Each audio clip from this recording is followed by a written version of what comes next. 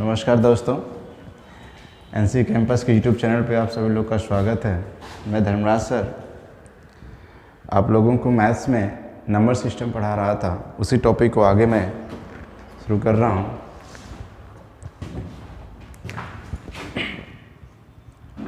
Question मैंने बताया था, लास्ट क्वेश्चन आप लोगों को 1, 2, 3, 4 तथा 5 अंकों से बनने वाली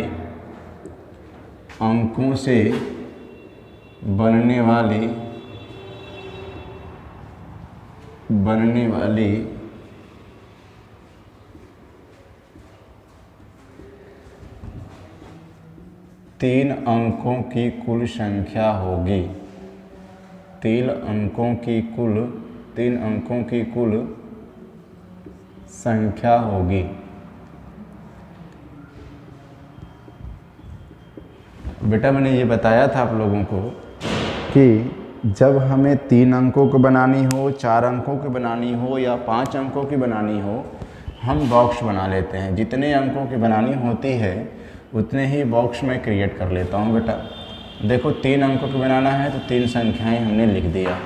अब चूंकि हमें बनाना है बेटा 1, 2, 3 और 4 अंकों का तथा 5 अंकों का प्रयोग करके, यानी यहाँ पर हमें एक चीज़ और लिखा होगा बेटा, ध्यान देना, दोहराने की अनुमति होगी, यानी कि एक दोहराने की अनुमति है। मतलब कि आपको जो है 5 को 2 बार लिख सकते हो, 3 को 2 बार लिख सकते हो, 4 को 2 बार लिख सकते हो। तो यहाँ कितनी बार लिख सकते हैं? 5 बार। यहाँ कितनी बार लिख सकते हैं? 5 बार। यहाँ यानी कुल मिलाकर कितनी संख्याएं बन सकती हैं बेटा? 125 संख्याएं। कुल कितनी संख्याएं बन सकती हैं बेटा? 125 संख्याएं। इस तरीके से हमने पढ़ा था। तो अब इसमें थोड़ी सी बात हम और भी जान लें। यदि मुझे दोहराने की अनुमति नहीं होगी तब क्या होगा? यदि मुझे दोहराने की अनुमति नहीं है तब क्या है? या कुछ ऐसे भी सवाल देख लें जिसमें दोहराने की अनुमति तो 0 लगा हो। जैसे यहाँ पे हमने ले लिया ये चीज़ें, ध्यान देना बेटा, ये चीज़ें हमने ले लिया 0, 2, 3, 4 था 5 अंकों से बनने वाली 3 अंकों कुल कितनी संख्या होगी। अब ध्यान से देखना बेटा, यहाँ पर हमने 3 ही कॉलम बनाया, 3 कॉलम बनाया बेटा, और 3 कॉलम बनाया, और इस 3 कॉलम में हमने देखा 0, 2, 3, 4 और 5 है। यहाँ पे तो हम पाँचों का प्रयोग कर सकते हैं, यहाँ पर भी 5 का प्रयोग कर सकते हैं, लेकिन यहाँ पर सिर्फ 4 ही अंक का प्रयोग कर सकते हैं। यहाँ पर यदि मैं 0 का प्रयोग किया बेटा, देखना ध्यान से, यदि मैं यहाँ 0 का प्रयोग किया तो यह 3 अंकों की संख्या नहीं बन पाएगी। देखो 0, 2, 3, ये 3 अंकों की संख्या नहीं बन पाई, इसलिए इकाई, दहाई, सैकड़ा।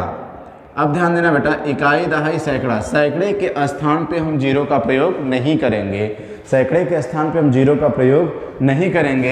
अब इसका बेटा हमने गुणा किया तो क्या बन गया? 100। यानी कि हम इसका प्रयोग करके हम कितनी संख्याएं बना सकते हैं? टोटल 100 संख्याएं बना सकते हैं।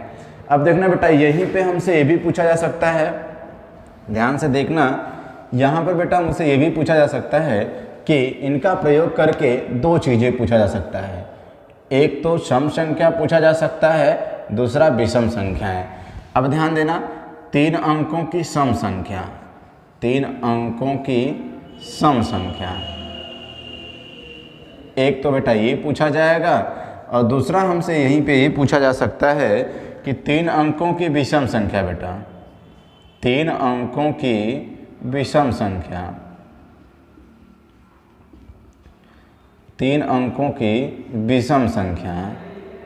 अब ध्यान देना बेटा, 3 अंकों की सम संख्या और 3 अंकों की विषम संख्या 0, 2, 3, 4, 5 का ही प्रयोग करना है। ध्यान देना बेटा, एकदम वही मैंने बताया कि जितनी संख्याएं होंगी उतने हम बॉक्स को बनाते हैं। 3 बॉक्स हमने बना दिया क्योंकि हमें 3 अंक बनाना है बेटा। चूँकि पहले हमें सम संख्या को इंग्लिश में बोलेंगे बेटा इवन नंबर, विषम संख्या को बोलेंगे बेटा ऑड नंबर।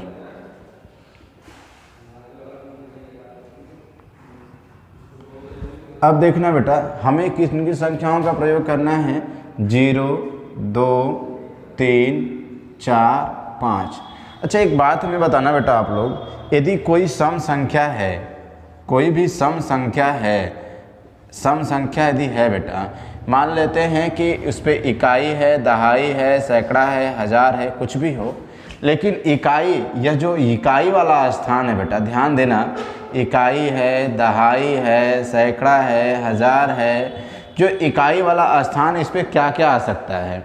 या तो 2 आ सकता, 0 आ सकता है, 2 आ सकता है, 4 आ सकता है, 6, 8 यही आ सकता है, तभी तो वो सम संख्या बनेगा बेटा, तभी तो वो सम संख्या बनेगा। तो इस हिसाब से यदि देखा जाए, यदि इस हिसाब से बेटा देखा जाए तो हम इकाई के स्थान पे इसका प्रयोग कर सकते हैं, इकाई के स्थान पे इस संख्या का प्रयोग कर सकते हैं, और इसका मतलब इस वाले स्थान पे हम 0 का भी प्रयोग कर सकते हैं, 2 का भी प्रयोग कर सकते हैं, और 4 का भी प्रयोग कर सकते हैं। मतलब कुल कितनी संख्याओं कर सकते हैं बेटा? 3 का। यहाँ पे हम किसी का भी कर लें, यानी यहाँ पर हम 0 भी कर सकते हैं, 2 भी कर सकते हैं, 3 भी कर सकते हैं, 4 भी कर सकते हैं, 5 भी कर सकते हैं। मतलब यहाँ कुल मिलाकर 5 संख्याओं का प्रयोग कर सकते हैं।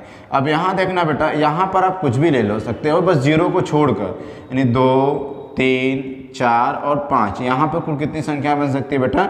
4 संख्याएं।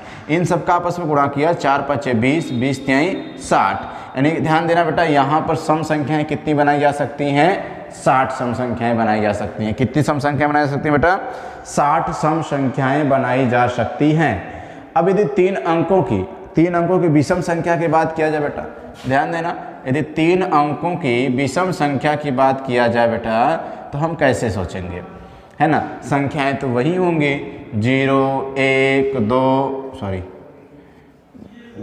है, 2 है, 3 है, 4 है, 5 है।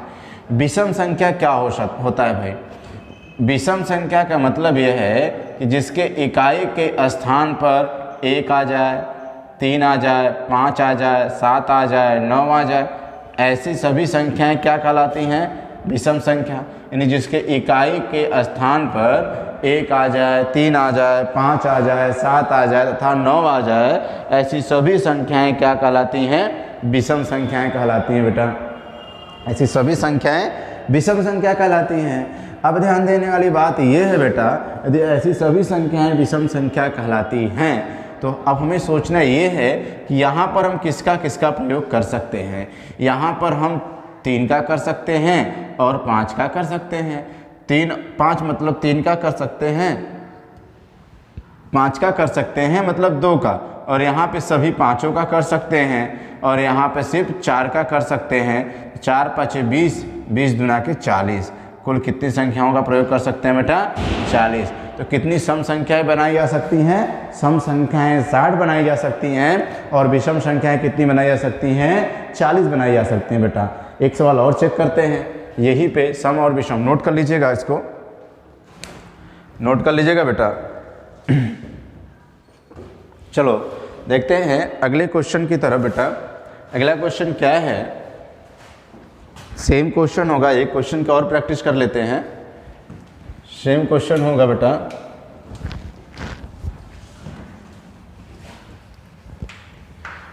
अब देखना यहाँ पे वैल्यू बदल गई है ना?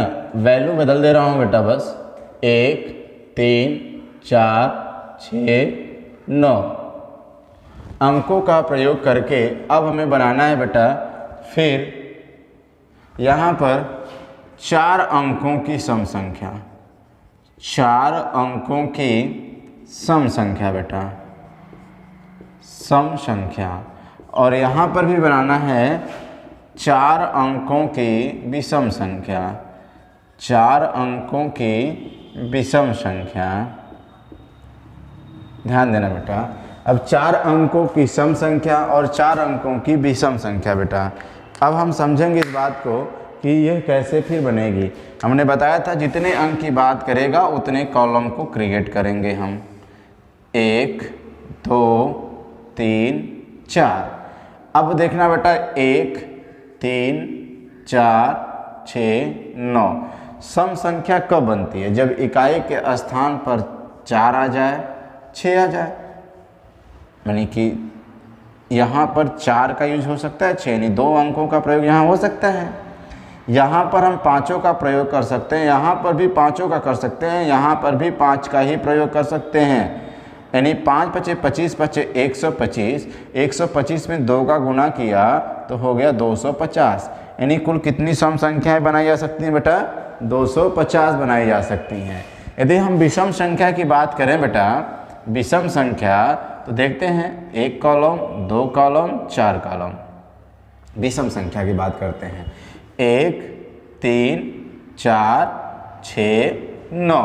अब विषम संख्या में इकाई के स्थान पे 1 भी हो सकता है, इकाई के स्थान पे 3 भी हो सकता है, इकाई के स्थान पे 9 भी हो सकता है बेटा। यानी 1 भी हो सकता है, 1 3 और 9 हो सकता है। मतलब कुल कितनी संख्या हो सकती हैं? 3।